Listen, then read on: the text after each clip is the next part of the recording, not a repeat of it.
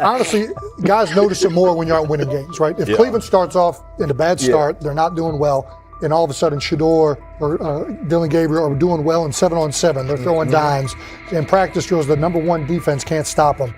People take notice of that, and the more that the players see it, they're gonna then the comments start happening over the lunch table. They start happening throughout the building, and that's when the pressure really will get severe. The Cleveland Browns were focused on resolving their quarterback situation until Jason Kelce made pointed comments that triggered a strong reaction from ownership. The response inside the organization was immediate and intense. What exactly did Kelce say that has the dog pound on edge and the front office under pressure? We've seen that miserable game by the Cleveland Browns. So they throw Joe Flacco in there, and I like Joe Flacco. He did good, but they gave him the resource of all the first-team guys. Then they throw Dillon Gabriel in there with first teams and second teams. So Dillon always is getting protected. The same thing again, they gave this scrub max protection on every play.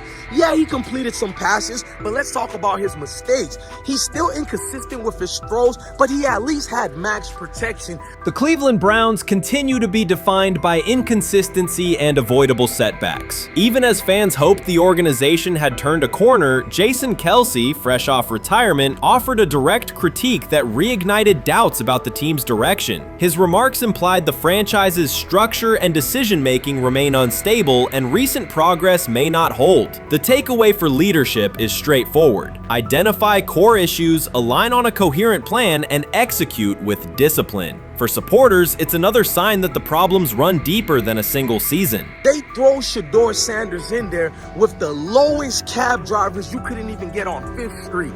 And I'm pissed off, bro, because the play calling was abysmal. Look, even if you don't like Shedeur, Shedeur didn't even get a chance to be trash.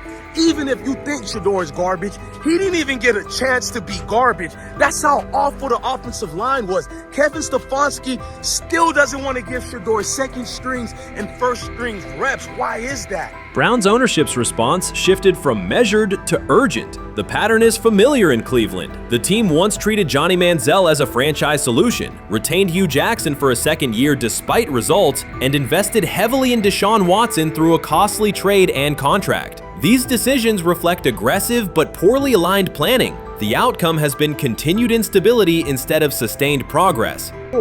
That this was the guy that they wanted to start. He's seasoned, he's experienced, he still has a big-time arm, even at his age, and they open with the Cincinnati Bengals. They wanted that experienced guy. He was always going to be the guy. They were not going to start Dillon Gabriel or Shedeur Sanders in week 1. Kenny Pickett had a hamstring injury. It makes it easy to go with Joe Flacco. And the question isn't and wasn't going to be who's the starter in Cleveland. The question is, who's going to be the backup in Cleveland? Who's going to be the number 2 quarterback when they open the season against these Bengals? Fans still show up season after season, expecting improvement and bracing for setbacks. The usual pattern has been early optimism followed by a gradual collapse. But last season was different. For a sustained stretch, the Browns looked organized and competitive, resembling a functioning team. Couple days, 3 days until roster cutdowns, how do you feel about that? Do you feel like you belong here on this team?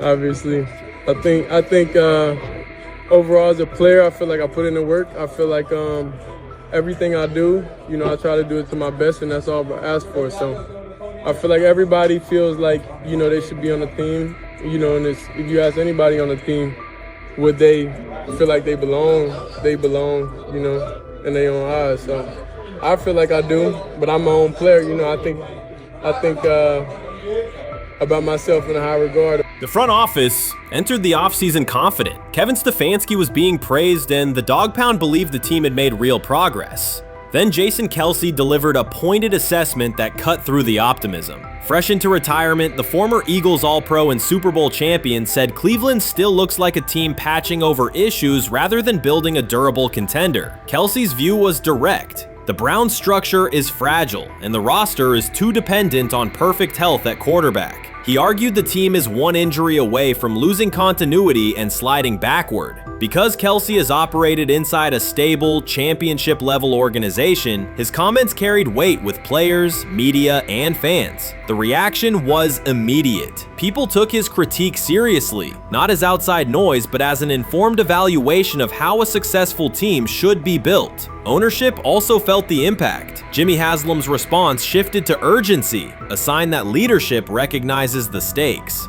The criticism arrives in the context of prior high-risk decisions, especially the fully guaranteed $230 million commitment tied to Deshaun Watson. Watson has missed time and shown inconsistency when available, and the contract has constrained flexibility. Kelce's remarks highlight why depth, alignment between the front office and coaching staff, and a clear contingency plan at quarterback are non-negotiable. The takeaway is straightforward. Cleveland must convert last season's progress into a stable framework, protect the quarterback, deepen critical positions, and establish a plan that survives injuries and short-term setbacks. Without that, the games that fueled optimism will remain temporary.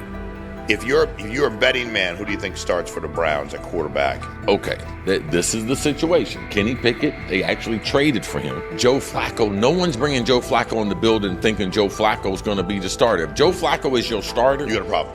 you have a huge problem. And if they were saying Shedeur was the starter as the 5th rounder, you got a real problem too, because he passed over all these guys in these reps in the offseason in shorts, in bikini shorts, Speedos and stuff. Like, no. That kind of stuff. So I'm not that surprised when you put down a 3rd round pick on a quarterback.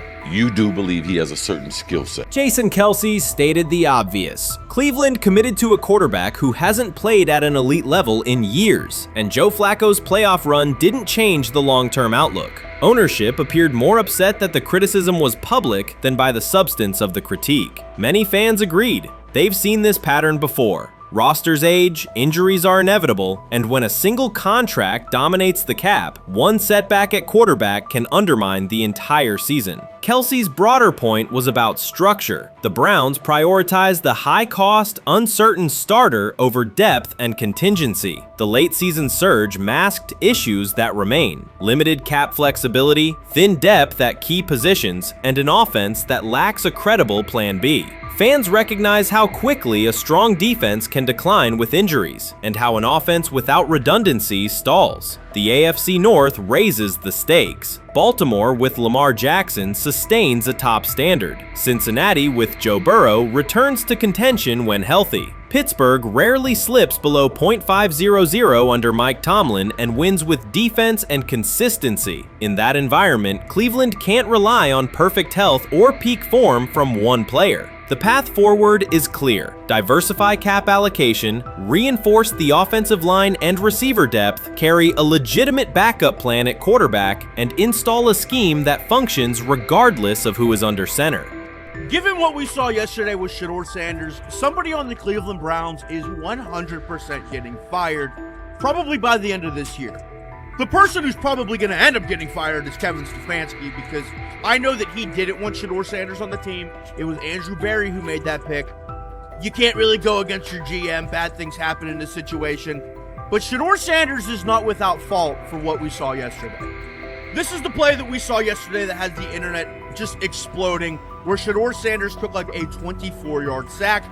Half of the internet is saying that this is all Kevin Stefanski's fault. Cleveland showed progress last season, but the underlying concerns remain. Jason Kelce highlighted them directly. The Browns' long-term plan is fragile, cap-constrained, and overly dependent on perfect health at quarterback. His comments focused attention on structural issues, roster depth, continuity in coaching, and a sustainable offensive approach, rather than a single hot streak. That criticism resonated because it reflected what many around the league already see. Ownership's reaction underscored the sensitivity. Jimmy Haslam has presided over frequent coaching and quarterback changes, and external scrutiny carries weight when it comes from a respected veteran with championship experience. Kelce's remarks reinforce that last year's Joe Flacco stretch was a short-term solution, not a foundation. The team still needs a durable plan that can withstand injuries and inconsistency. The practical takeaway is clear: stabilize the system, diversify cap cap usage and build depth at key positions so the offense functions regardless of who is under center. That includes a coherent development pathway for younger talent such as Shedeur Sanders, with defined practice reps, protection, and scheme alignment. Kelce didn't say anything outrageous. He articulated the gap between a brief surge and a credible long-term contender. I have the faith of a mustard seed.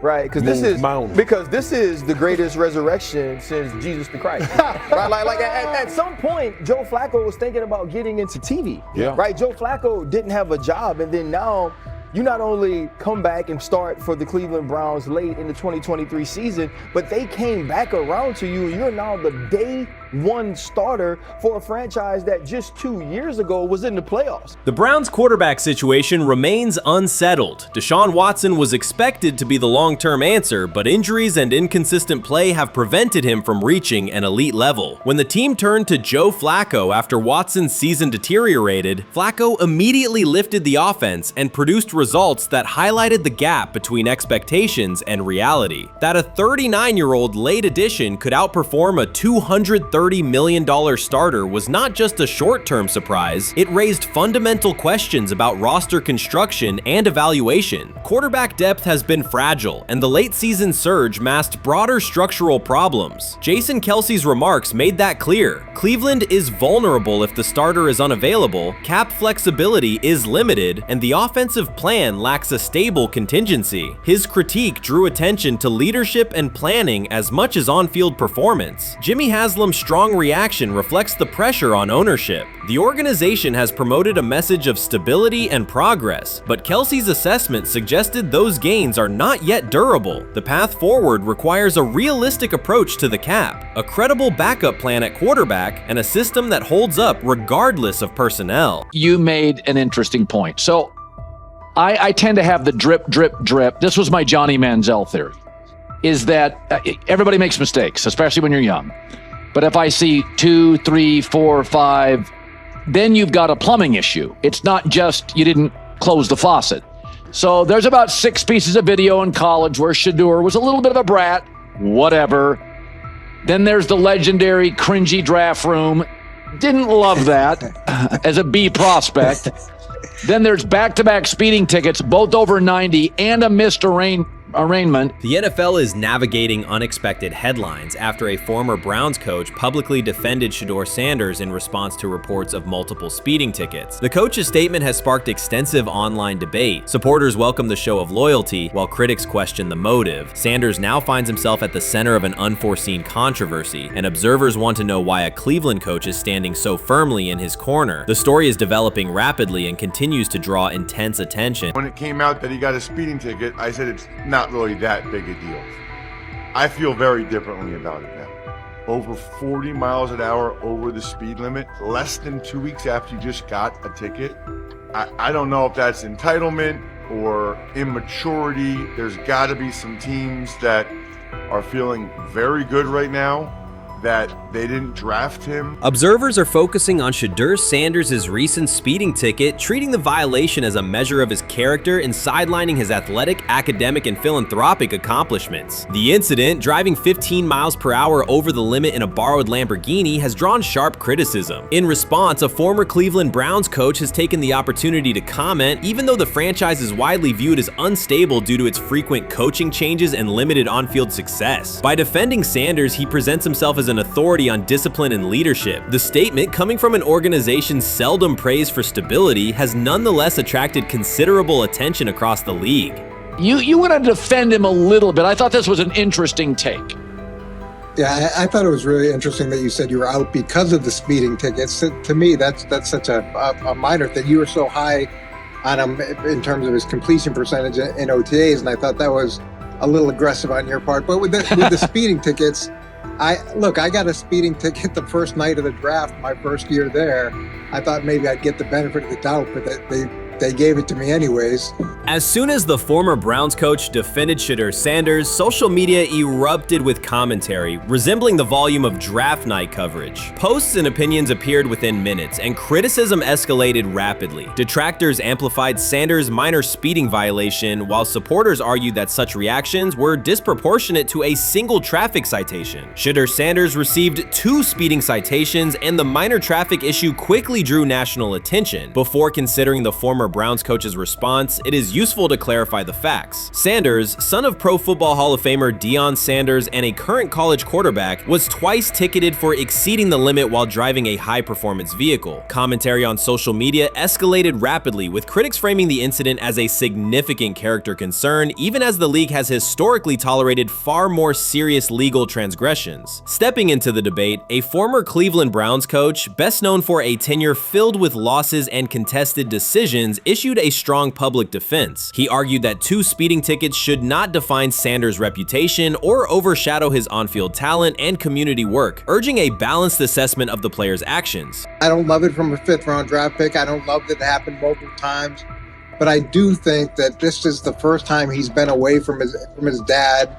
And, you know, there's going to be some growing pains. Now, would I sell my stock on it like you are? Not because of a couple speeding tickets, especially in light of the problems that Brown's quarterback room has had to deal with legally in the last few years. I mean, this is nothing. The debate quickly shifted from 2 speeding citations to broader claims about integrity, growth, and leadership. The former Browns coach framed the infractions as moments for personal development and urged observers to view them in context. Critics responded forcefully. Some called for disciplinary action, others questioned Deion Sanders' parenting, and a few sought to discredit the coach himself, despite his professional record already being widely analyzed across the league. The reaction underscores an apparent inconsistency in public standards. Fans often overlook on-field confrontations, heated sideline arguments, and other significant controversies, yet they treated Sanders' as routine traffic offenses, speeding without evidence of reckless endangerment, as indicators of serious character flaws. If such minor violations were adopted as the primary measure of morality in professional football, many players would face similar criticism.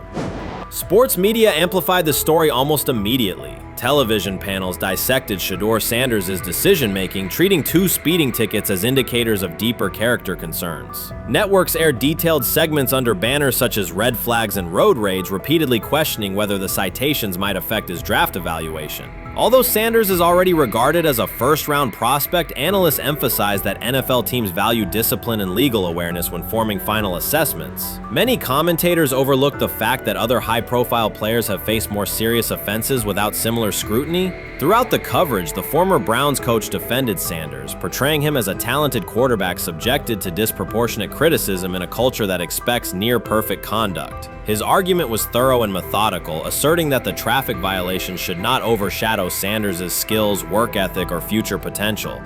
Commentators point out that the coach's intervention was not entirely selfless. He recognized the publicity potential. One day he was an overlooked figure from a struggling Browns era, the next he was a trending name across sports media. The discussion quickly expanded beyond Sanders' speeding citations to questions of image management and narrative control. Critics demanded disciplinary measures, public apologies, team sanctions, and formal statements, yet their objections seemed directed less at the traffic infractions themselves and more at Sanders' high profile, confidence, and resistance to traditional expectations. In practical terms, Sanders' brand remains intact. The coach secures renewed relevance, and the episode supplies another headline in the ongoing story of modern football. The next time Sanders is seen in a high-performance car, the debate will likely reignite, focused not on speed limits, but on the broader culture of the league. Meanwhile, new voices continue to join the conversation. Broadcaster Colin Cowherd has already weighed in, offering his own reassessment of the incident and its broader implications. Breaking news, Shedeur Sanders last night was pulled over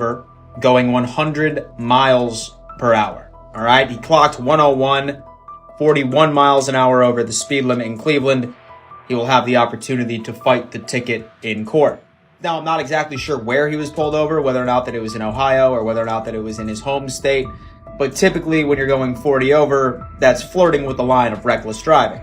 Folks, I gotta tell you, I don't understand what it is with these young men driving at absurd speed. Colin Cowherd's view of Shedeur Sanders shifted abruptly. Days after praising the quarterback's poise and skill, he appeared on air to declare that Sanders is overhyped, unfocused, and distracted by celebrity. The reversal was immediate, without any gradual reconsideration. Cowherd now frames Sanders' 2 speeding tickets as evidence of poor judgment, even though he has defended other quarterbacks facing far more serious off-field issues. The sudden, wholesale withdrawal of support leaves viewers questioning the consistency of Cowherd's criteria and illustrates how quickly media narratives can change when minor incidents receive outsized attention. This is Okay. nothing. Okay. How much of this is, I mean, Jimmy Haslam has his hands all over Manziel, has his hands all over Deshaun Watson, admitted it, man enough to admit it. I saw the reaction in the draft room when they took Shedeur Sanders. It's pretty obvious it wasn't the coach and the GM's pick. How much is this team has 8 last place finishes in 13 years owning it. How much of this is we don't have a very good owner here like Washington, D.C. and the Commanders? Yeah, I didn't love the owner stepping in and saying, hey, you got to take this guy in the 5th round. And I doubt they'll ever admit to it. While Colin Cowherd urged teams to move on from Shedeur Sanders, former Browns coach Eric Mangini offered a more measured response. Mangini, whose tenure in Cleveland was marked by mixed results, used his platform to provide context rather than condemnation. Instead of sensationalizing the speeding violations, he encouraged viewers to consider Sanders' circumstances. A 21-year-old quarterback whose life is scrutinized both on and off the field. Mangini acknowledged that the tickets were mistakes, but emphasized that they do not by themselves define Sanders' character or future. He noted the extraordinary attention athletes received today, combining the responsibilities of quarterback, public figure, and social media presence. Under such pressure, missteps are magnified, and criticism multiplies quickly. Mangini concluded that any evaluation of Sanders should weigh the totality of his behavior, performance, and growth, rather than isolate 2 traffic citations as decisive evidence of poor judgment. How you feeling? I'm getting there. You see what I got on, right? That's why I was asking how you help for it. Yeah, I'm getting there. See? Brian, what they had to? I had blood clots. Okay. And they amputated, But I work with it. Man.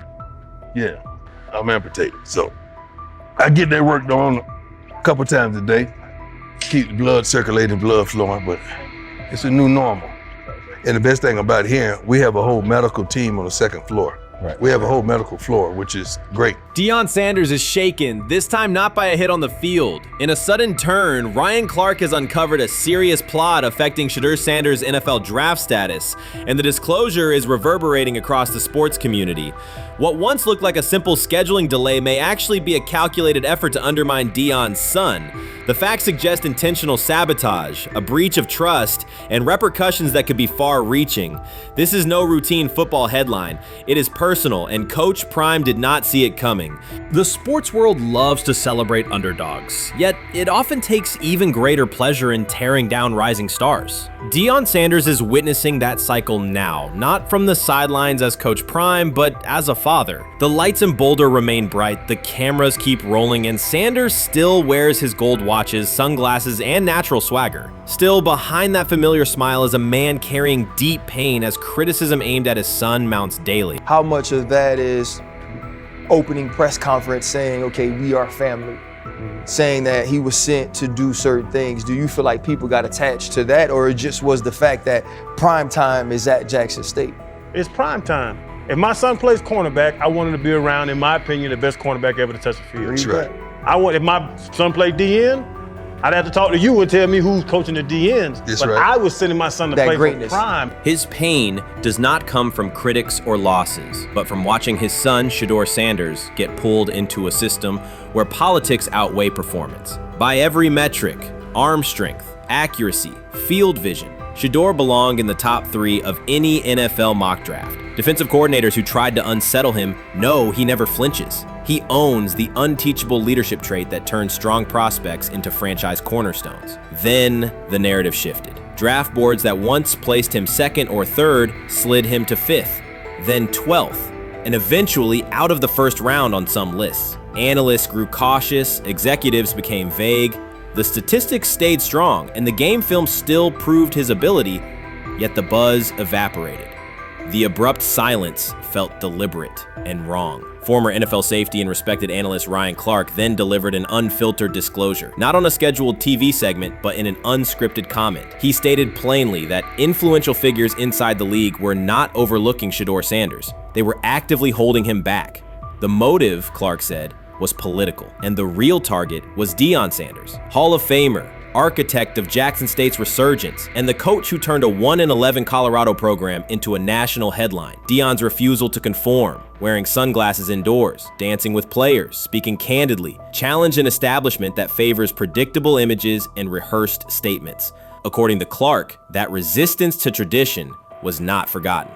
When Shedeur displayed the same mix of talent and confidence, concern spread through front offices and media circles. Questions about leadership style and attitude surfaced. Coded language for discomfort with a quarterback who mirrors his outspoken father. Clark's point was clear. The issue is not Shedeur's performance. If he had posted identical numbers at Ohio State or Alabama, endorsements and media specials would follow. Instead, interest cooled, because the Sanders family embodies a self-made identity the league cannot easily manage. Their visible pride and independent brand challenge a system that prizes control. And that threat, not football ability, is what Clark believes is suppressing Shedeur's draft stock.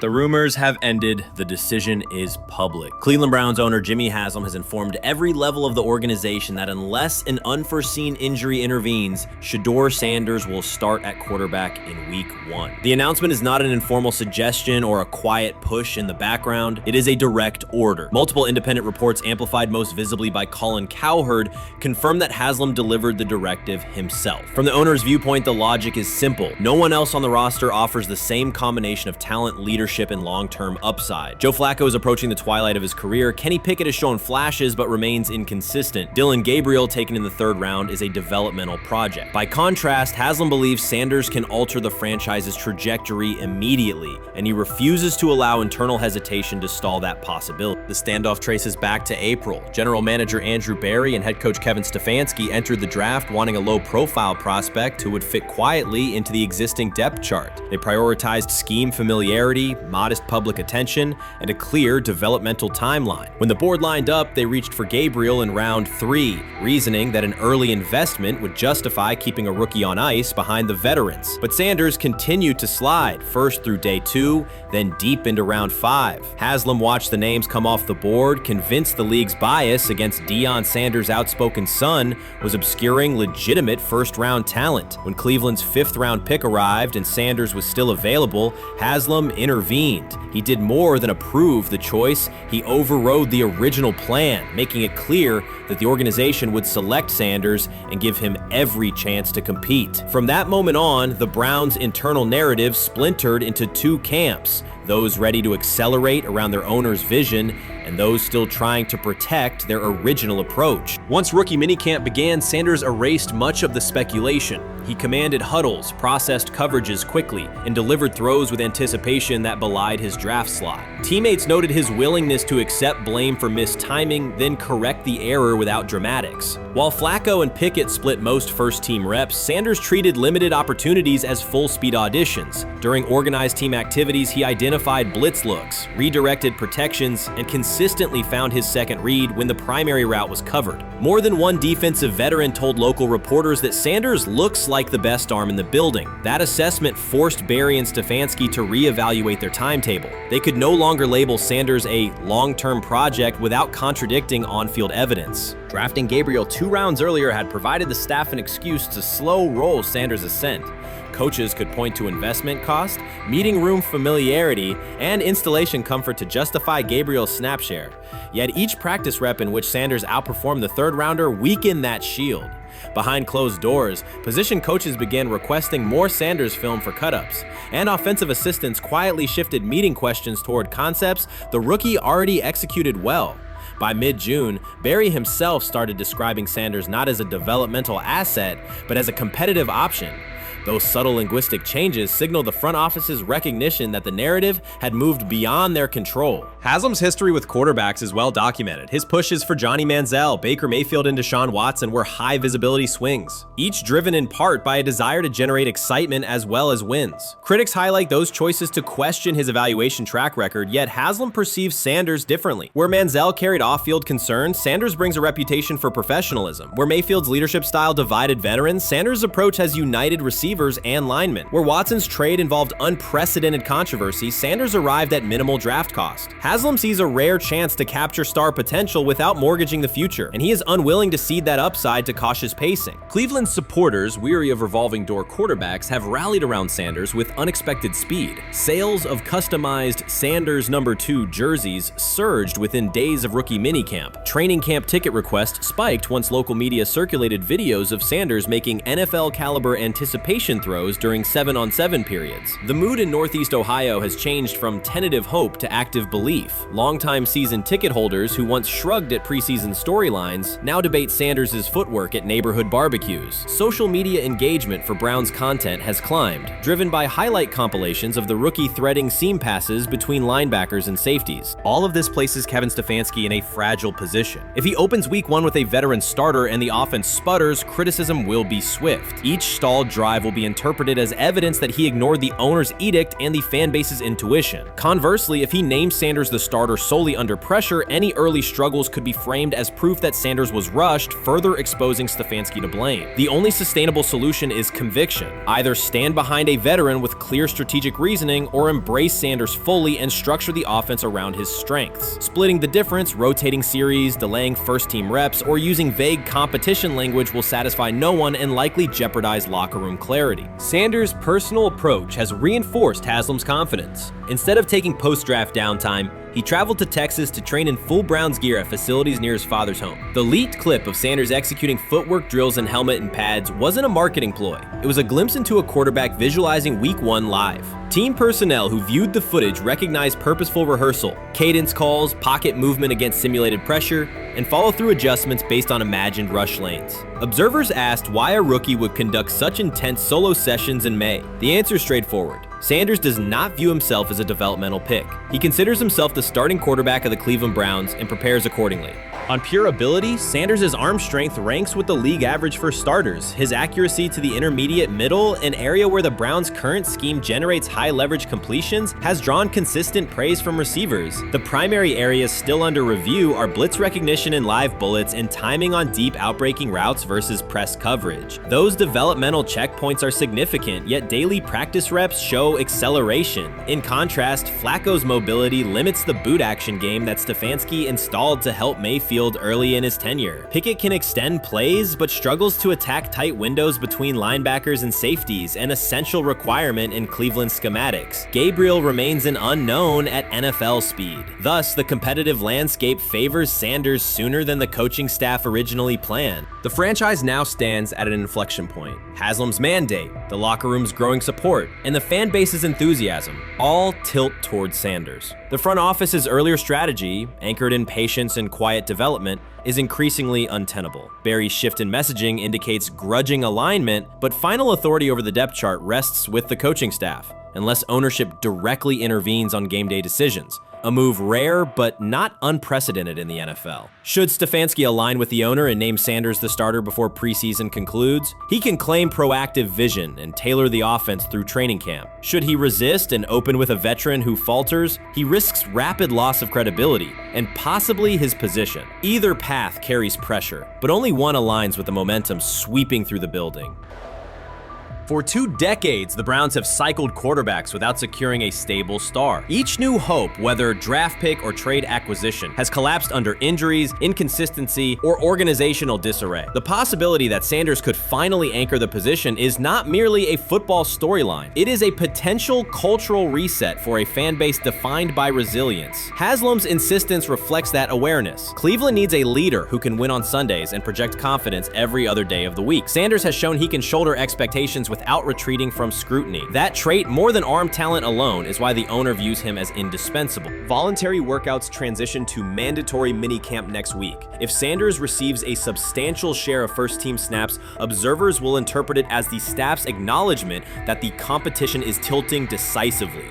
A public declaration may not follow immediately, but every rep allocation is a signal. If, however, the staff continues funneling most top unit snaps to Flacco or Pickett, tension will escalate. Local media will question the evaluation process. National analysts will debate the merits of letting a rookie learn through live action versus controlled practice. Inside the facility, players will recognize any disconnect between performance and opportunity, and unity could fray. The Browns have reached a decisive moment. Shedeur Sanders has demonstrated the skill, poise, and work ethic to justify starting in Week 1. Jimmy Haslam has publicly positioned him as the future, and by implication, the present of the franchise. Kevin Stefanski and Andrew Berry must either endorse that vision or brace for the consequences of delaying it. For Cleveland fans, the significance is clear. A legitimate chance to exit the cycle of quarterback uncertainty and rally behind a signal caller capable of commanding the field and galvanizing the city. Whether that opportunity is seized promptly or postponed will define the Browns' 2025 season and likely the tenure of the decision makers involved. They have never loathed college football itself.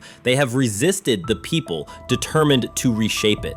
When Deion Sanders, black, direct, unapologetic, walks into a room of power brokers and speaks with authority instead of deference, critics recoil. During his playing days, they complained about celebrations and gold chains. Now that he is a head coach, mentor, and father, they label him something more polite, but just as dismissive: a problem.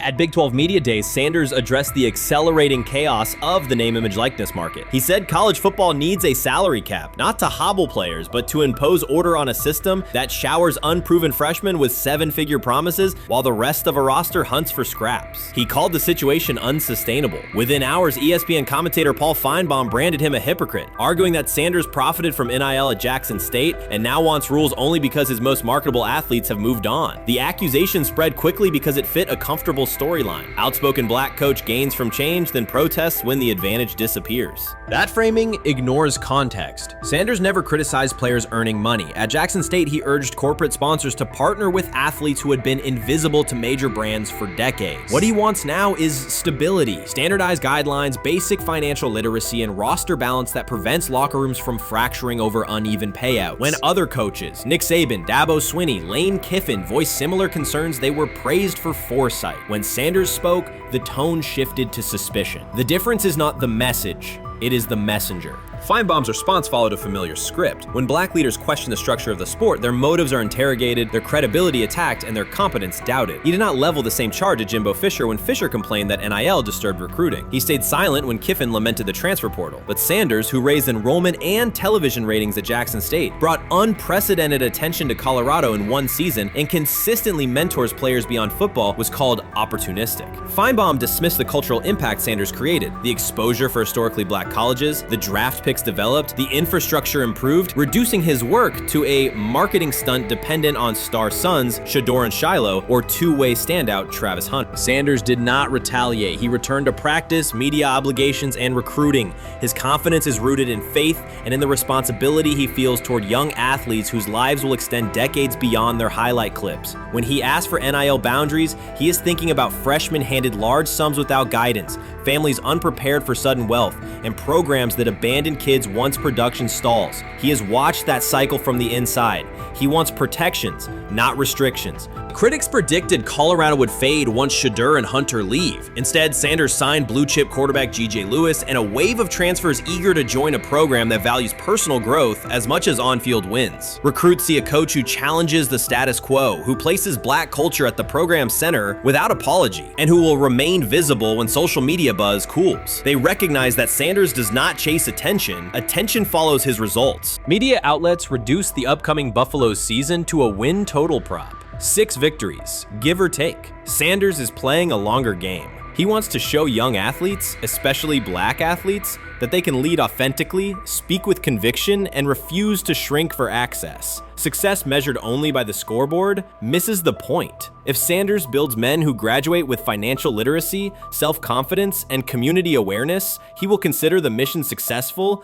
even if Colorado finishes with 5 wins instead of 10. None of that registers with commentators invested in an older hierarchy. For them, leadership should remain predictable, reserved posture, muted tone, minimal cultural expression. Sanders contradicts that image. The possibility that his methods could spread to other coaches, to other programs, threatens a model that has kept decision-making and revenue streams concentrated for generations. So the debate is not about hypocrisy or payroll ceilings. It is about control of the narrative and who is deemed qualified to write it. Sanders refuses to surrender that authority. He knows order is necessary. He also knows whose voices have been ignored whenever real reform is discussed. By speaking plainly, he forces television panels, athletic directors, and conference commissioners to confront issues they would rather defer: financial education, equitable resource distribution, and consistent national standards. Whether Colorado exceeds betting lines this fall will not change the trajectory Sanders has already set. He made Boulder relevant, energized recruiting beyond traditional power corridors, and broadened college football's cultural reach. That influence will persist long after social media debates cool. If his call for NIL structure eventually becomes policy, as the NCAA and Congress now contemplate, Feinbaum's soundbite will fade, while Sanders' imprint endures. In the end, accusations of hypocrisy say more about the accuser than the coach. Sanders has remained consistent: empower athletes, hold adults accountable, and inject stability before unchecked money corrodes the locker room. The people who stand to lose clout in that environment prefer the chaos they can manipulate. Sanders prefers a system that nurtures the players who make the sport worth watching. His advocacy is rooted in experience, not self-interest, and his critics will have to decide whether to engage with that reality or keep shouting from the sidelines. Watson says he has been mentoring Shedeur Sanders at the quarterback position. The biggest failure in the NFL is now mentoring quarterbacks. The most overpaid underdeliverer at the position is now mentoring 2 rookie QBs and a Super Bowl champ. So what exactly are you mentoring him at? You have had 24 civil lawsuits that you paid off to go away. And when you play, you are as ass as those massage therapists are, apparently. Shedeur Sanders is also a show. It's all about him. It's all about anything else. If you don't see that by now, then you're just blinded. Cleveland's second most talked about player has yet to take a professional snap, and it isn't Deshaun Watson. Rookie quarterback Shedeur Sanders has already captured the locker room's attention and the fan base's enthusiasm, creating a visible shift in the team's internal dynamics. Watson, once the uncontested focal point, now shares the spotlight with a newcomer who has only practiced in shorts. The Browns are experiencing a rapid, unforeseen change in popularity within their roster. Four-man competition. It's not. It's 2 guys versus 2 guys. It's the 2 older guys to be the starter. Yeah. It's the 2 younger guys to position themselves however it may be. Right. Show little improvement every single day. Right. So, of all the things I'm watching the first 5 when they break a session, the first 5 with the veterans, with the ones. Who's in there? Where are they going? The ball's going to Jake Judy. Right. Flacco's no dummy. Lasts as long as he has. Right. He can really whiz it.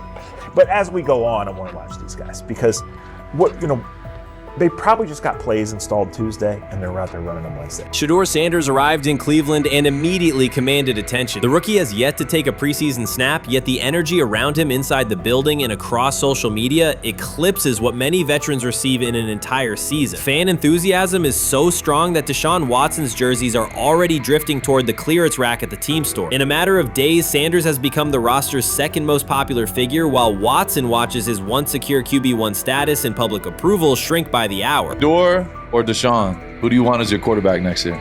Honestly, Shedeur. I love Deshaun though.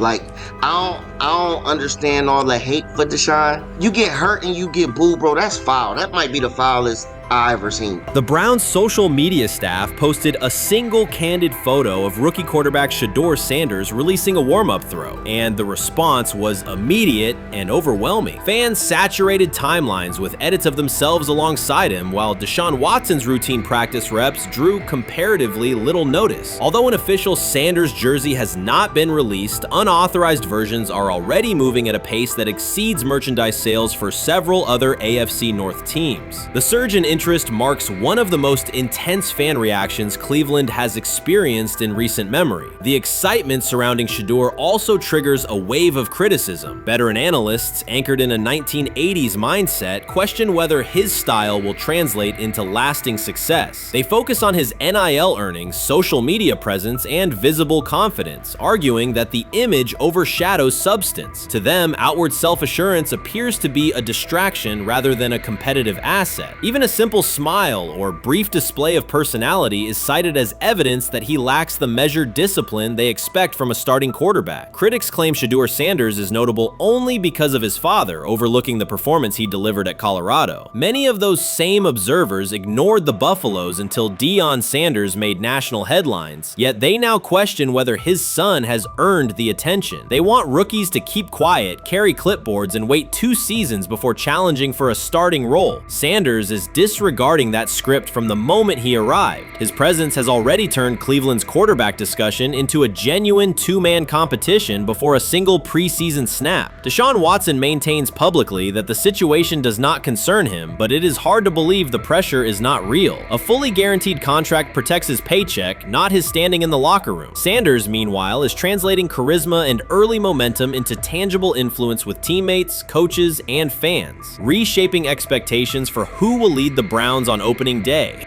I'm a firm believer. If I wanted Shedeur Sanders at 2, at worst at 33, of course I already think that he's better than other quarterbacks. Because that's the type of talent, that's where I would have picked him at. And if he was at 2 or 33, and he still had the same exact skill set, we would be talking about him starting and playing. Right. Well, there'd only be 3 quarterbacks. It'd be here, 3 quarterbacks, not 4. Yeah. But since he moved to the 5th round, that's cool. They might have to go along with it. But to me, I think if you ask who got the best tools, I'm going with Shedeur. Shedeur Sanders has not taken a single professional snap, yet discussion about him has split NFL social media into 2 camps. One side already argues he should start immediately. The other worries about what that means for veteran quarterbacks like Deshaun Watson. Reporters now line the perimeter of Browns camp, scrutinizing every inconsistency in Watson's spiral and every precise throw from Sanders during drills. Each well-placed pass is clipped, posted to TikTok, and captioned as evidence of a future QB1. Cleveland is no stranger to quarterback drama, but this situation is different. Rather than cycling through another unproven starter, the franchise is dealing with a rookie who entered with more polish, public attention, and perceived readiness than most first-year players. Fans chant Sanders' name before he has appeared in a preseason game, while the established starter works to maintain his relevance. The atmosphere is not yet a full controversy, it is a countdown. Traditional analysts insist on the importance of experience and respecting the process, yet Sanders is progressing on the timeline set by the supporters who already view him as the next leader of the offense. So before your final year at Miami, there's a lot of conversations revolved around Shedeur Sanders. Obviously, I'm assuming you guys have a great relationship. Some of the clips you've seen and stuff like that. What is it like for you to have like this rivalry with Shedeur? I don't have a rivalry with him.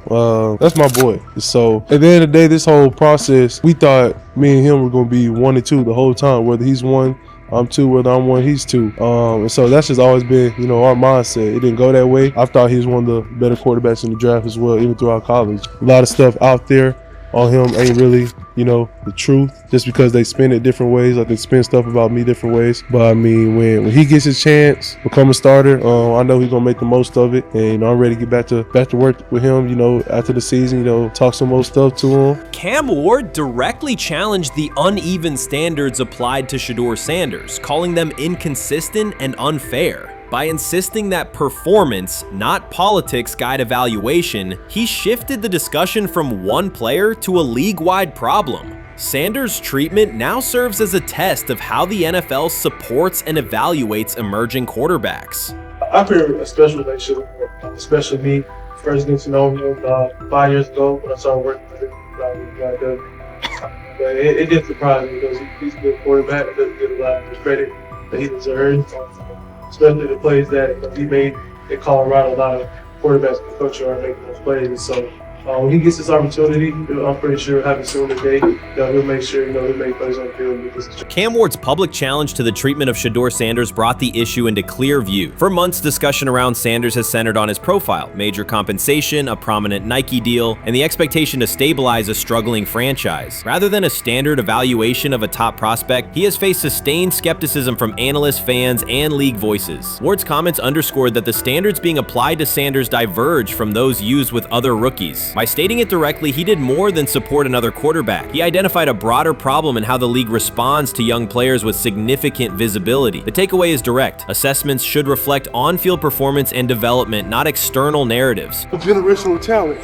I'm gonna prove him right. I'm gonna prove him right. Don't worry. Oh my God. An article came out today. I'm generational. So I guess it's article versus article. I like that you think that, man. But we all know the truth.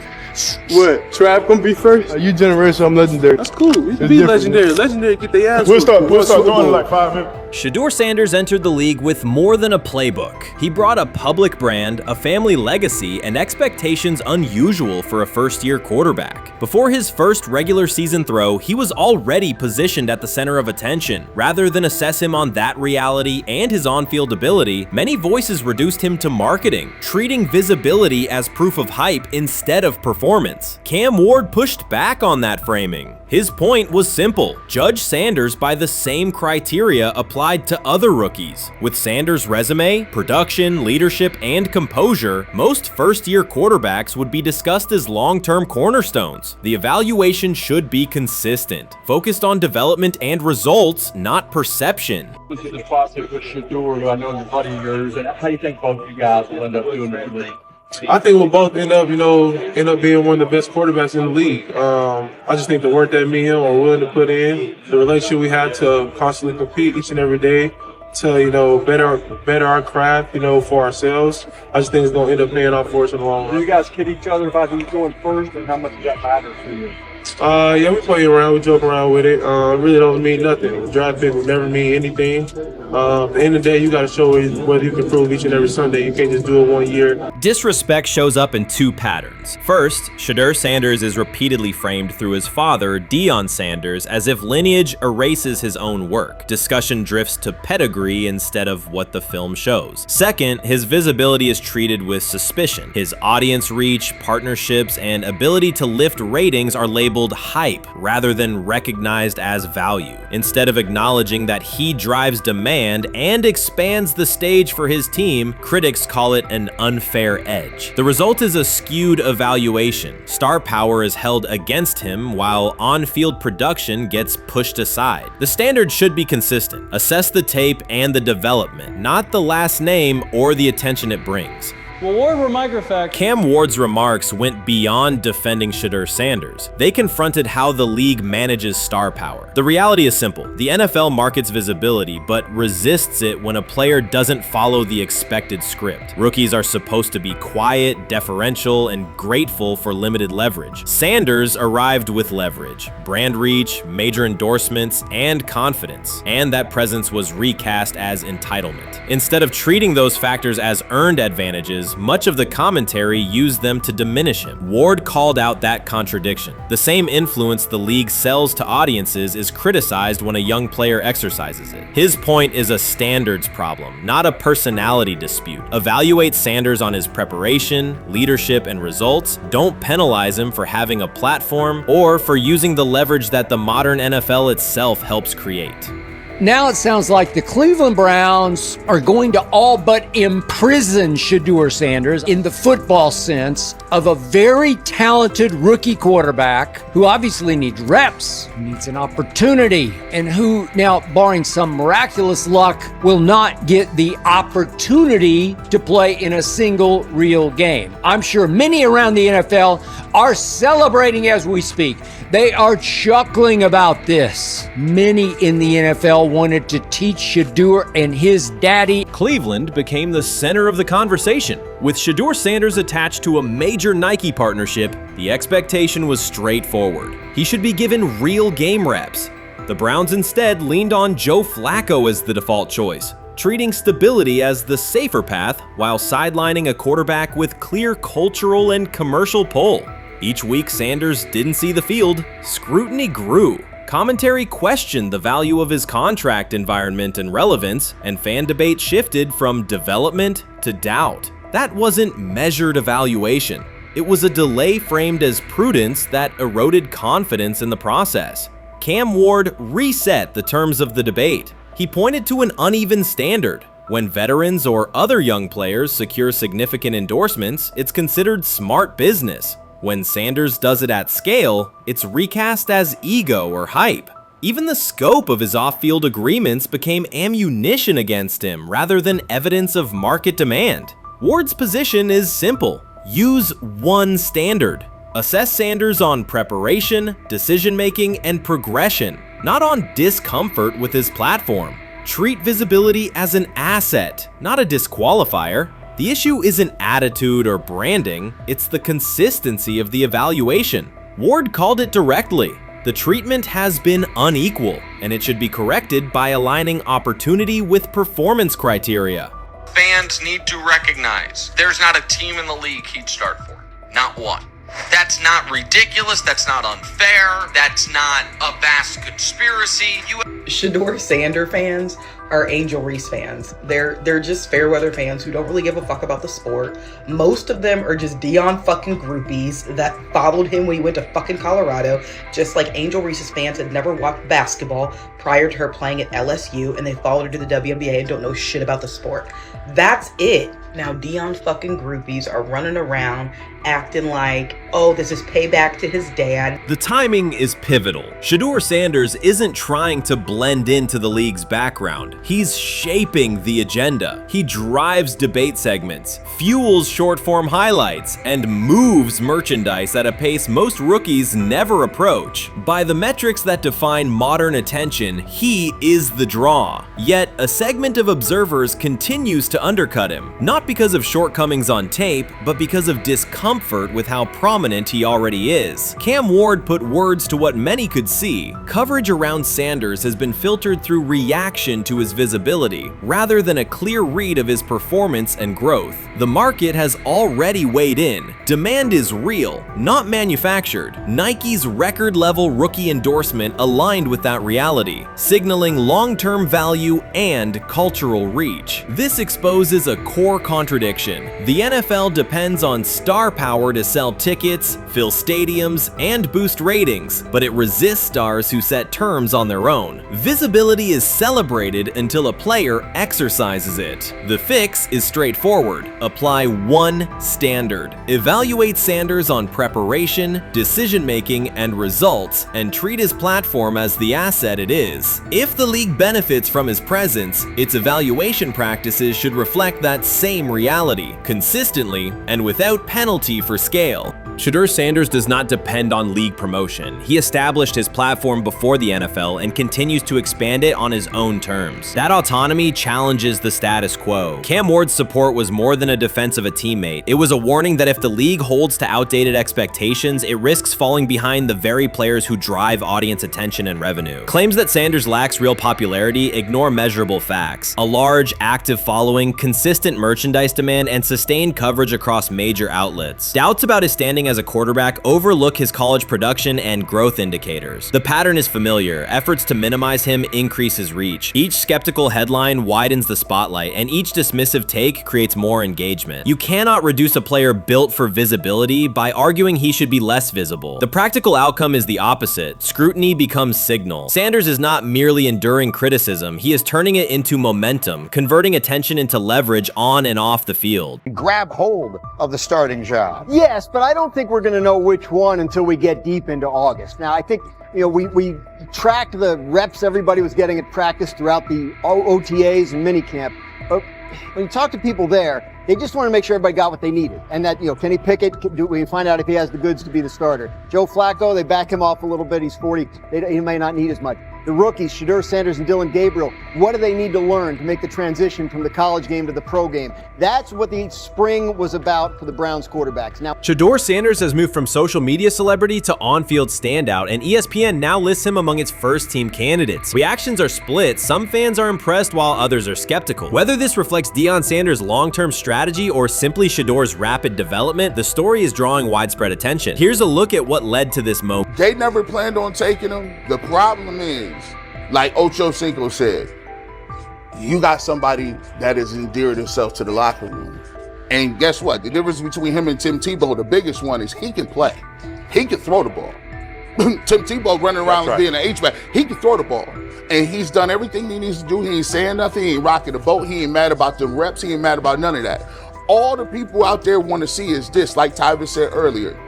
We want to see what he can do with Jerry Jeudy. Online reactions are sharply divided. Some fans strongly support Sanders, while others argue he is overrated. Traditional analysts cite statistics and claim his recognition comes mainly from his father's name. Sanders supporters are actively celebrating his rise and already predicting a future NFL career. Sports media outlets have made his candidacy a central topic of debate. The discussion now extends beyond statistics and victories to include his marketability, public image, and on-field presence. Sorry, is Shedeur Sanders going to get a chance to win this job? Do you believe he gets a legit shot to win this job? Listen, I think first of all, the action's going to really start in training camp. Like, forget all the OTA stuff. You don't win a job in OTA. The real action starts in training camp. And just like Shedeur said, during the mini camp, when it's time to take your reps, you got to make the most of it. Because I think early on, there's going to be a lot. Remember, Joe Flacco didn't hardly practice in OTAs and mini camps because they were giving the young guys. Right. So when he gets his opportunity, he's going to have to make the most of it. Analysts are closely reviewing game footage to evaluate Sanders' decisions and mechanics, while others examine his social media activity to see how he balances content creation with quarterback duty. Shedeur Sanders' placement on ESPN's early first-team list has taken over the college football conversation. Supporters circulate his highlights and argue that his on-field production and leadership justify the honor. Skeptics claim the recognition relies too heavily on his family name and question whether his resume is strong enough for first-team status. Analysts are rewatching game footage to assess his reads, accuracy, and pocket presence, while others examine how he balances a high-profile social media presence with quarterback responsibilities. The debate has pushed other storylines, such as conference realignment and NIL issues, into the background, leaving fans and commentators focused on Sanders' performance, marketability, and overall impact on the sport. I'll keep saying it. I believe Shedeur Sanders should play more games than any other quarterback on this roster this year, because he's the only guy that I look at and say they might have something here. Because I'm telling you right now, they left night one of the draft saying we are taking our quarterback next year. So it's on Shedeur or Dylan or Kenny, probably not Joe, to change their mind. To change their mind. But you got to find out.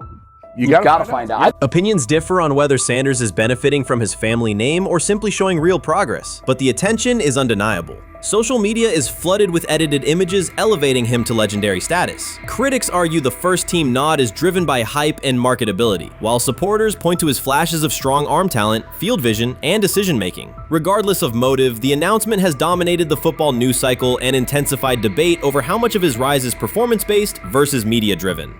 Highlight reels rarely show Sanders' turnovers, late-game mistakes, or inconsistent stretches. Being named to a first-team watch list suggests sustained dominance, something Sanders has displayed only in flashes. His selection appears driven as much by brand recognition and media appeal as by performance. ESPN's decision has intensified debate. Data-driven critics post statistics that question his resume, while passionate supporters predict awards and future NFL success. Commentators recall a time when first-team consideration required years of proven excellence. Yet many fans already see the announcement as confirmation that Sanders is on track for major college football honors. Shedeur Sanders has earned first-team reps when training camp commences later in July. I'm not saying like he's the first guy up when you do 11 on 11s day 1, 2, 3, 4, 5 at training camp. I'm not necessarily saying that, but he's the one quarterback that we didn't get a chance to see take reps with the ones.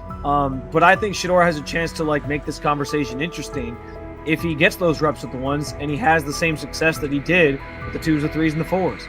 I have confidence he can show you something, but I got to see it. We all got to see it before we can actually judge that. Some believe Deion Sanders is already preparing for an award ceremony, while others are furious, threatening to protest ESPN's credibility over Shedeur's first-team mention. Critics argue that honoring Sanders without a full season of elite play undermines college football standards. Supporters insist his performance and profile justify the recognition. The debate reflects a broader clash between traditional merit-based evaluation and modern brand-driven visibility. In today's landscape, first-team consideration is no longer only about statistics. It also involves marketability and audience engagement. Whether welcomed or rejected, Sanders commands attention and embodies the sport's shift toward both performance and personal brand. So the Shedeur Sanders, I want to talk about this. So here's a prime example. Shedeur Sanders, they had 3-day mini camp for the Cleveland Browns. And now Jimmy Haslam actually has some money. The Bengals owners and the Rooneys are near the bottom of the league in net worth. But what the Browns have is what I would call the Buffalo Bills used to have this years ago, pre-Josh Allen. What are Browns veterans saying about Shedeur Sanders behind closed doors? According to internal discussions, the feedback goes beyond casual praise. Several veterans describe his performance as franchise level. Private locker room conversations compare his command of the offense to established starters. And one senior assistant reportedly called him Sunday ready after a single walkthrough. The consensus is that front office staff and coaches have taken serious notice. Inside the Browns facility, informal conversations circulate among players and coaches. These remarks carry significant weight in personnel evaluations and often influence practice rotations. When veterans speak this strongly, the message typically reaches decision makers quickly, especially during roster planning. In short, the internal perception of Sanders is already affecting how the staff views the current quarterback depth chart. Browns vets kind of weigh in on Shedeur Sanders and how he's been since he arrived in Cleveland, in Pound Town. And I think it's very, very important that we discuss it, because it'd be really easy for these vets to, this wasn't like a on-the-record interview. This is just kind of back channels into what the vets are saying, the rumors, but the sources telling us.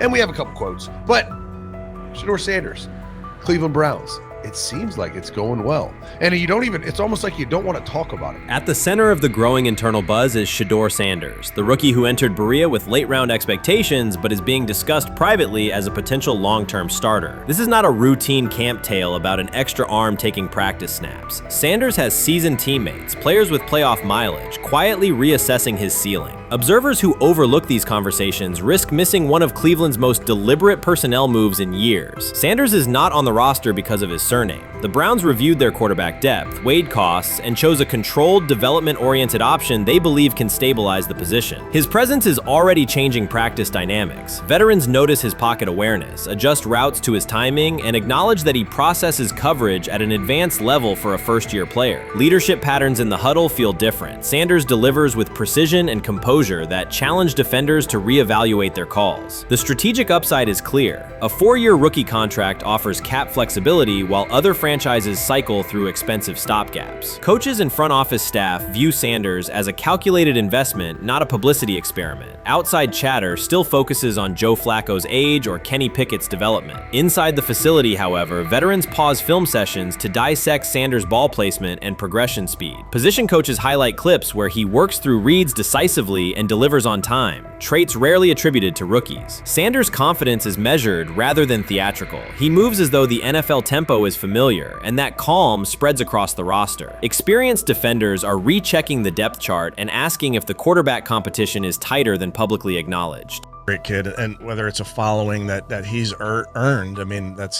something that he's done a great job of interacting with fans, and but he is a great kid. You guys will get to know him more. He's working like crazy, just like all the guys. He's another young man. These rookies, my office is downstairs. As they got to walk by my office as they come in. They come in early.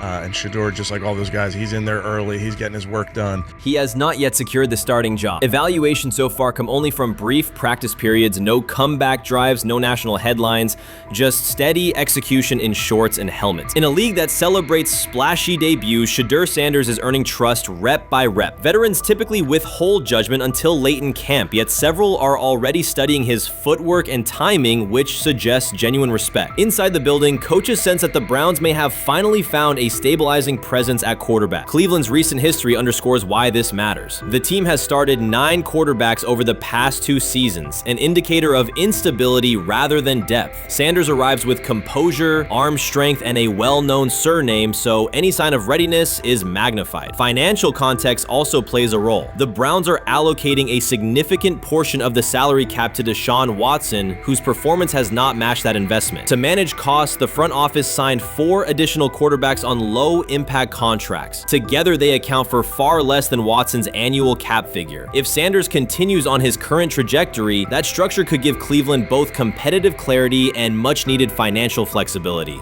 He's the only person who's come out and say, hey man, this dude look kind of good, man. Let me tell you what I heard. A lot of people reaching out to players in the locker room and stuff. To me, I think this is it's a red herring. Like, I'm supposed to suspend myself to this belief that he was going to look bad. I've never expected him to look bad to start with. The 5th round quarterback stuff, that's involving perceptions, pre-draft analysis, and other teams. Cleveland's veterans have endured every kind of quarterback turmoil: poor reads, major injuries, shaken confidence, and sideline disputes. When a young quarterback like Shedeur Sanders steps in and appears composed rather than overwhelmed, people notice. The attention comes not just from coaches and reporters, but from the linemen and defensive leaders who have watched previous backups struggle. They are not exchanging doubts, they are sharing nods of approval. Sanders demonstrates instinctive pocket awareness, reliable accuracy, and steady poise, qualities that quickly circulate through team conversations. After years of instability under center, the Browns need someone who can remain calm and effective deep into the season. Although expectations have fallen over time, genuine interest is growing. Praise is coming from teammates who rarely commend anyone unless his performance demands it. They say training camp decides depth charts, but Shedeur Sanders began fighting for his job long before he will step inside the Browns facility. While most first-year players squeezed in one last vacation, he slipped onto a private field in Texas, strapped on Cleveland's helmet and shoulder pads, pulled a fresh number 2 jersey over his chest, and started rifling timing routes as if it were the opening drive of week 1. No cameras, no hype track, no product placement, just sweat, cadence, and ball placement. A rookie does not rehearse in full game gear unless he already envisions himself commanding the huddle. Plenty of observers shrug that clip off. They insist the 5th rounder, quote, isn't ready, cling to depth chart conventions, or whisper that the name across his shoulders did most of the talking on draft day. Maybe it is the Deion connection, maybe it is a preference for prospects who blend quietly into the background, or maybe the league's gatekeepers fear the possibility that the kid is better than the quarterbacks they have spent months promoting. Whatever the motive, the countdown has started, and video rarely lies. Shedeur Sanders is not preparing to arrive. He is preparing to lead. Footage of a 22-year-old quarterback running live reps in July should dominate highlight loops, but it barely registers on national outlets. Why? It ruins the tidy narrative. The easy storyline paints Shedeur as a pampered legacy prospect banking on his father's fame. Yet the tape shows something different. A rookie drenched in afternoon heat, drilling footwork, calling protections, and imagining cover 2 rotation before the first official meeting ever takes place. Elite mental prep looks boring on social feeds. It looks devastating when the season starts. Walk into Cleveland's quarterback room and you step into politics, not simply competition. Joe Flacco, a Super Bowl MVP in decline, carries institutional trust. Kenny Pickett, rescued from Pittsburgh's reset, carries hometown intrigue. Dylan Gabriel, the 3rd-round system fit, carries draft capital the staff must justify. And then there's Shedeur, the lightning rod whose presence alone spotlights every bias in the evaluation process. Coaches frame it neatly. Rookies must wait their turn. The truth is less polite. Practice snaps are currency. Perception is elastic, and early allocations already favor Pickett and Flacco. It is the oldest playbook in the league. Lock vets into the headline roles before pads even crack. Then let repetition shape reality. Sanders refuses to cooperate. He is not a 4th-string camp arm. He has engineered game-winning drives under national scrutiny, operated against live blitz looks most prospects never face, and more than any quarterback in the room, documented his own off-season obsession. No social media rollout, no brand consultant, just pads, cleats, and an unlit practice field. If his last name were Smith, pundits would label him the sleeper of camp. Instead, politics trails every throw. Training camp rotations expose organizational intent. Beat writer Fred Greetham already reports that Pickett and Flacco will open with first-team reps when veterans report July 23rd. Gabriel grabs the developmental snaps, leaving Sanders the leftovers. That isn't performance-based, it's narrative-safe. Gabriel doesn't threaten hierarchy, Sanders bends gravity. Watch the details. Does Shedeur steal 11-on-11 snaps with the twos? Does he run red zone installs or 2-minute drills? If he does, coaches are admitting he is forcing his way in. If he doesn't, they are postponing the inevitable. Either way, the private field reps have sharpened his timing and condensed his release. He is not hoping for an opportunity, he is prepared to seize one the instant it appears. Cleveland's joint practices amplify that tension. First come live periods against the Panthers, then sessions with the champion Eagles. Those reps belong to the starters, so Flacco and Pickett will absorb most of Carolina's disguised pressure and Philadelphia's exotic fronts. Sanders' proving ground will be the preseason opener on August 8th. Under the stadium lights, he will get entire series, real reads, pockets collapsing for real. If his command mirrors the footage from Texas, coaches will have to answer why he never saw earlier work. Reps are scarce. 10 padded practices separate veteran arrival from game 1. Even an even split, something that never happens, would hardly suffice. Instead, the staff will funnel snaps toward the comfortable choices. That strategy can bury a rookie, but it can also spark an eruption when limited opportunities turn into highlight drives. One flawless touchdown march in the second half of a preseason game, and the dog pound will chant his name. Then the staff's narrative control evaporates. Criticism of Sanders has never matched the scrutiny applied to his peers. Analysts nitpick a ball pat, a foot angle, a pump fake, Pickett's inconsistency, Flacco's diminishing velocity, Gabriel's college system crutches. Discuss politely, if at all. With Shedeur, the critiques arrive as coded doubts. Does he rely on the family brand? Is he coachable? Can he stay humble? That double standard is as old as the league's resistance to outspoken black quarterbacks. Add Deion's unapologetic persona, and each Sanders rep becomes a referendum on establishment comfort levels. Shedeur answers not with rebuttals, but with work. Work captured in silent footage more deafening than any debate show monologue. Quarterback drama masks broader roster cracks. The Browns receiver group is crowded yet unproven. The safety room failed to create turnovers a year ago, interior defensive linemen are still rehabbing, and the offensive line must retool on the fly. Which quarterback can navigate that turbulence? Flacco's pocket mobility is limited, Pickett's confidence remains fragile, Gabriel is months away from processing NFL disguises, Sanders, forged by perpetual doubt, offers poise under chaos and meticulous preparation, a combination this franchise has lacked since, well, almost forever. Forget politics, depth chart etiquette, and recycled sound bites about developmental timelines. The only metric that counts now is who did the work. Sanders pounding through full gear scripts in late June is not vanity, it's vision. While the league sleeps, he refines his drop steps. While media speculate, he rehearses third down checks. He has already decided what he is. The organization must decide if it can recognize it in time. The preseason will provide the answer. Live bullets, real blitzes, stadium noise. When those throws leave his hand under pressure, no one will discuss ball pats or surnames. They will ask how a quarterback this prepared slipped to round 5. And if the performance matches the preparation, excuses about lack of reps will dissolve. It will be production against perception, and Shedeur Sanders has been producing where no one could see. Ready is the wrong word. He has been ready. We've got news. Got news. About my Cleveland Browns. We've got an oblique problem. Obliques are big deals, especially when it's your quarterback. Now, he might be 4th on the depth chart, but he was number 1 in the preseason game last week, and he did a great job. 138 yards, 2 touchdowns. Shedeur Sanders has an oblique injury. That is not good. I do not like this. I hate this because I want to see more reps for Shedeur Sanders. Shedeur Sanders, a projected breakout this season, has been sidelined unexpectedly. The Browns coaching staff confirmed an oblique injury significant enough to keep him out of all activity. No reps, no drills, no warm-ups. Concerns are rising about how this may affect his momentum and force adjustments to the team's plan. The focus now is his recovery timeline, the impact on his development, and the next steps for the quarterback depth chart. Browns rookie quarterback Shedeur Sanders injured his oblique during practice practice today, putting his status in doubt for Saturday's preseason game against the Eagles. He's the latest quarterback on Cleveland's roster who has dealt with a health issue, joining fellow rookie Dillon Gabriel and Kenny Pickett.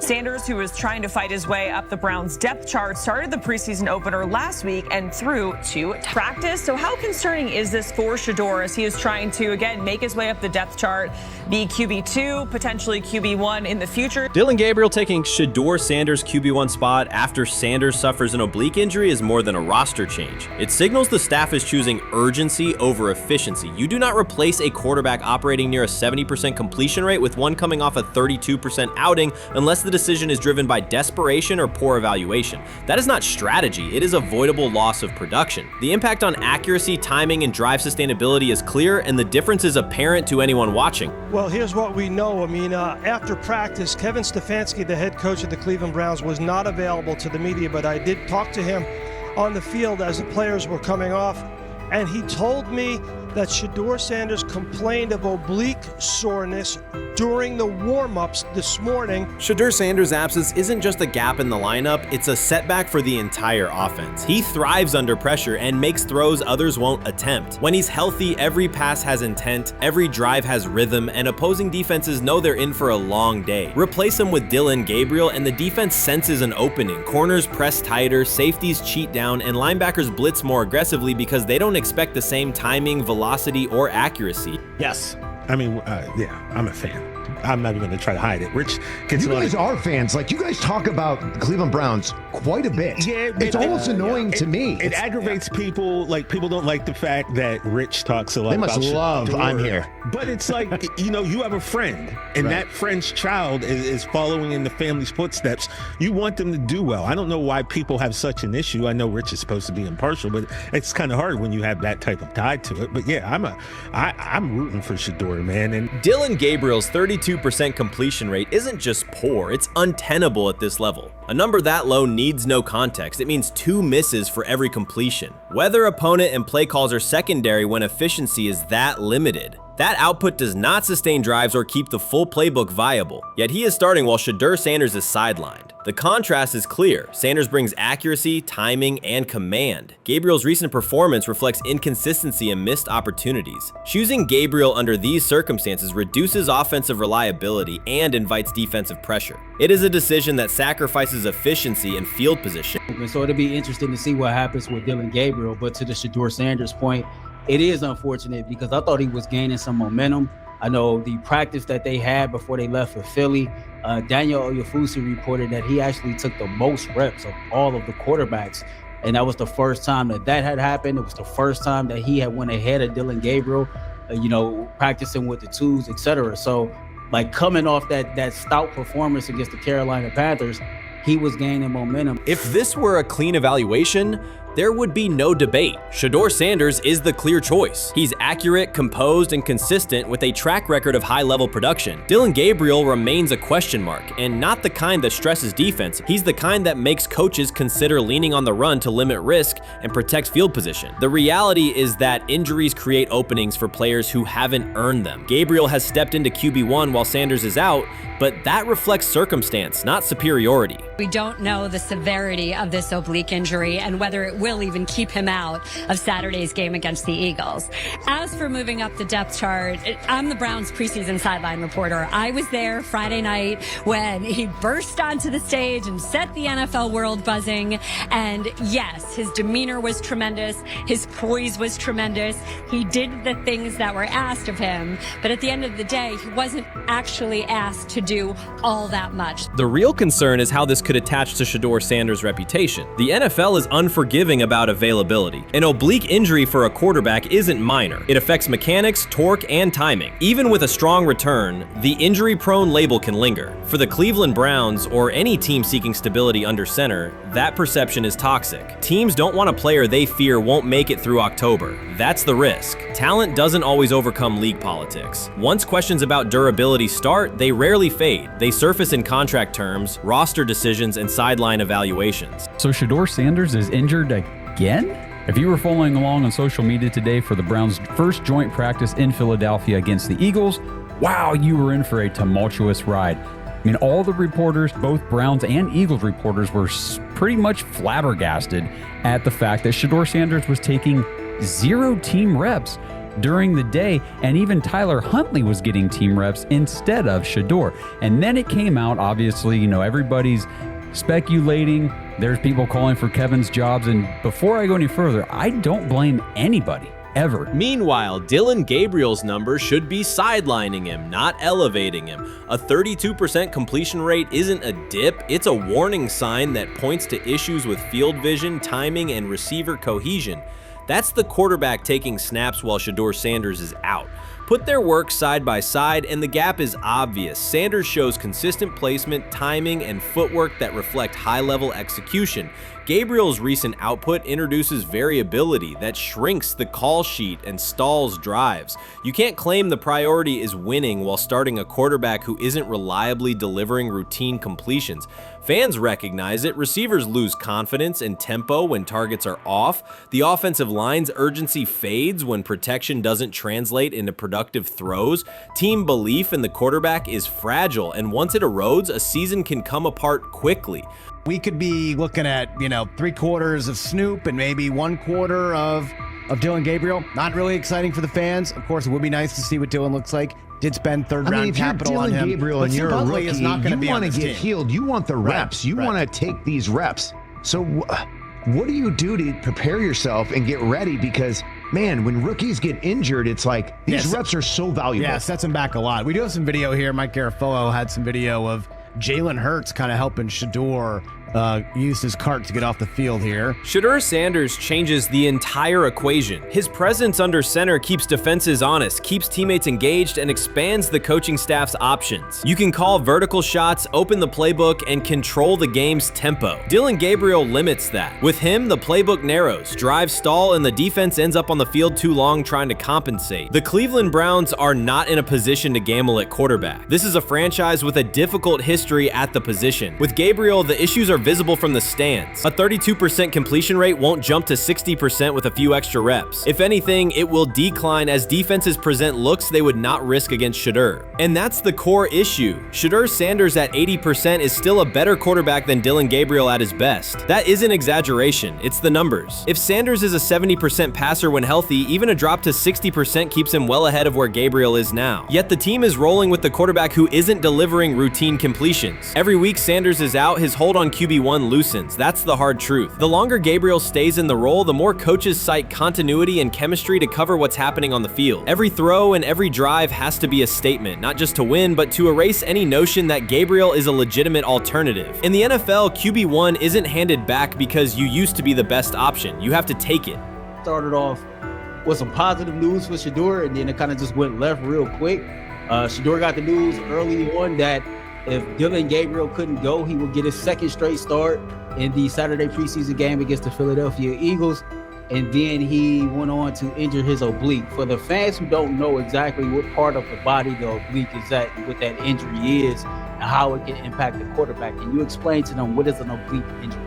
It's it's like up in this area, right? Well, you can't see me, but like right up in here, when you go to throw, like obviously that's all that. So the truth is straightforward. The Cleveland Browns, or any team in this situation, aren't going anywhere meaningful with Dillon Gabriel under center. You can frame it as progress and point to selective highlights, but reality will level it out, and by then the season is already slipping. Shedeur Sanders is the difference between a team with a path forward and a team playing out the schedule. He reads coverages, delivers on-time throws, and forces defenses to respect every level of the field. Gabriel turns the offense into guesswork. The NFL is built on results, and the results are clear. Gabriel's 32% completion rate functions as a warning sign. It doesn't need context, a clinic, or a film session to explain. It signals inefficiency that stalls drives and compresses the playbook. Yet he has been handed the role Shedeur established through precision, composure, and production. That decision undercuts the stated goal of winning. With Sanders, the offense retains structure, rhythm, and threat. With Gabriel, it narrows and exposes the defense to longer stretches on the field. I'm about to unleash about Shedeur Sanders. I just watched what happened to Shedeur Sanders in the Cleveland Browns' third and final preseason game.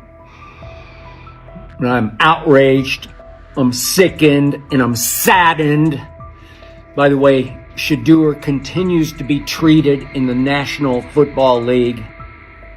now by those sorry-ass Browns and sorry-ass Kevin Stefanski. The Cleveland Browns are once again mishandling a promising quarterback. Skip Bayless criticized the organization for failing to develop Shedeur Sanders and for misusing his skill set. He argued that the team's decisions are undermining Sanders' progress and turning a major investment into a cautionary example. Bayless pointed to inconsistent usage, questionable play calling, and a lack of clear direction as key issues limiting Sanders. He said the Browns need a defined development plan and stronger support if they expect Sanders to succeed. Skip Bayless delivered a direct, critical assessment this week. After seeing Shedeur Sanders in a Browns uniform, he argued that Cleveland is mishandling the quarterback and undermining his development. Bayless said the team's approach shows poor planning and inadequate support around Sanders. He dismissed excuses about strategy and emphasized the need for better coaching, deployment, and protection. In his view, the Browns are setting themselves up for problems before the season begins unless they establish a clear plan for Sanders. Given the team's recent decisions, his reaction is understandable. Cleveland has a history of inconsistent quarterback development. Shedeur Sanders is a premium prospect, the son of a Hall of Famer, a proven college performer, and a widely recognized figure. The organization should prioritize his reps, protection, and a clear development plan, not place him behind Dillon Gabriel as if he were a secondary option.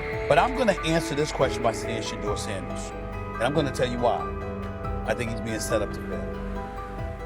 That's right, I'm going to say it. Okay. Here we are on national television, right? There's been 11 practices, if I remember correctly. He's been starting against, he's been playing against the third unit. He's fourth on the depth chart. And then suddenly you throw him into the start line, and he hasn't had any reps for the first team at all. Think about that. So you're just going to throw him to the wolves like that, huh? I mean, you know, if he had first team snaps in practice. Yet here we are. Cleveland has one of the most publicized prospects and is handling him like a depth piece. The broader issue is the franchise's long record of quarterback instability and inconsistent development. That history colors every move they make. When the Browns draft a quarterback, fans don't anticipate a long-term answer. They brace for another reset. Shedeur Sanders should be treated as a priority, not as an afterthought behind Dillon Gabriel. Let's give him a chance. Let's give him a chance with the play calling. You know you have an offensive line that isn't playing that well. So what do? Why not just play the short game so he can get the ball out of his hands very fast to run a competent goddamn offense? Outside of that, Shedeur has to be better in understanding that the offensive line that you're working with right now is not adequate. Why not allow the players that are competing for a job, in this instance, Shedeur Sanders, to finish off the 2-minute drill? When Browns fans see another quarterback selected, they brace for another setback. The franchise's recent history, from Johnny Manziel's failed stint to the rocky handling of Baker Mayfield, reflects inconsistent development and short-term decision-making. Against that backdrop, Skip Bayless's reaction to Shedeur Sanders on Cleveland's roster was blunt. He argued the team is already mishandling a premium prospect by treating him as a secondary option instead of a centerpiece for the future. Bayless's position is straightforward. Sanders is not just a name, he brings proven college production, leadership traits, and significant visibility that can strengthen both the offense and the organization's broader profile. Burying him on the depth chart behind Dillon Gabriel signals a lack of a clear development plan and wastes early momentum. Instead, Bayless contends, Cleveland should establish a defined pathway. First-team practice reps, protection and personnel tailored to his strengths, deliberate play calling that accelerates processing, and measured in-game opportunities that build confidence and execution. In his view, the Browns need alignment from the front office to the coaching staff to prioritize Sanders' growth. Continuing to treat him like a depth piece risks repeating the same cycle that has undermined previous quarterbacks. Committing to a coherent plan gives Sanders and the franchise a realistic chance to convert potential into sustained performance.